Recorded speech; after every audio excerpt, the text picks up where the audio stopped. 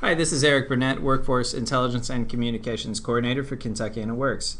Today I'm going to look at why Louisville's wages are lower than those of the thriving cities of Austin, Texas and Portland, Oregon. Right now, Louisville's wages are 13th out of our 15 peer cities for average annual wage, or 12th out of 15 for median annual wage. And if we included Austin and Portland on these lists, we'd be even lower because their wages are higher than any of our peer cities. So the big question is why, and a big part of the answer is our labor market mix. I've created some charts here that show the labor market mixes of two cities at the top, Austin and Portland, and two cities at the bottom, Louisville and Memphis. Each bubble is a major occupation. These are big catch-all categories: computer and mathematical jobs, architecture and engineering.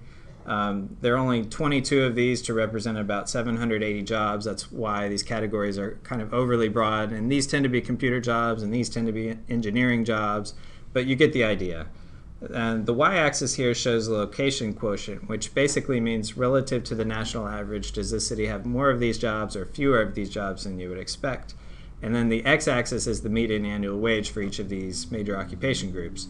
I put a red line here at $50,000 just to roughly mark higher wage and lower wage jobs.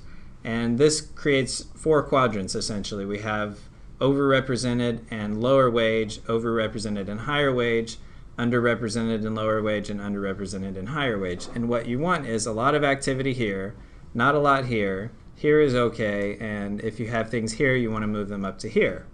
So as you can see, Austin is looking pretty good. They have a lot of activity here, really overrepresented for computer and mathematical jobs, very overrepresented for architecture and engineering jobs. Business and financial jobs are doing pretty well. Life, physical, and social sciences, which tend to be life sciences, are right at national average, as are management jobs, and then legal jobs tend to follow these others, so they're doing pretty well too. The only overrepresented lower wage job area they have is arts, design, entertainment, sports, and media, which is essentially Austin's music scene, so not such a bad thing that it's overrepresented in Austin. Portland has similar dynamics. Their computer and mathematical jobs aren't quite as high, but their architecture and engineering jobs are higher on the location quotient, as are their life sciences jobs and their management jobs. Their business and financials are pretty much at the national average. And then they have only these two that are a little underrepresented high wage, healthcare practitioners and technical. Their art scene is doing pretty well like Austin, so they're pretty similar. Louisville, on the other hand, not only do we not have a lot going on here where you want to have a lot of things going on, but we have two big bubbles here. We have a lot of people working in transportation and material moving jobs and production jobs.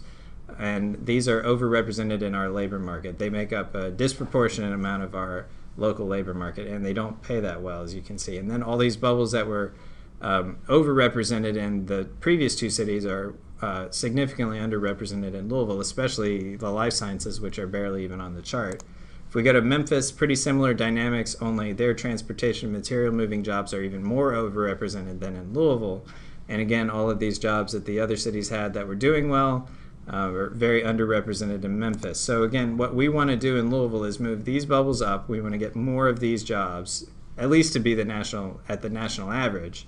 And then if we can, we'd like to move these bubbles over to the right. So we want to raise the wages of these workers, maybe by raising the skill level of those workers and raising their value to their employers. So I'd be happy to answer any follow-up questions. Feel free to email me or give me a call. Thank you very much.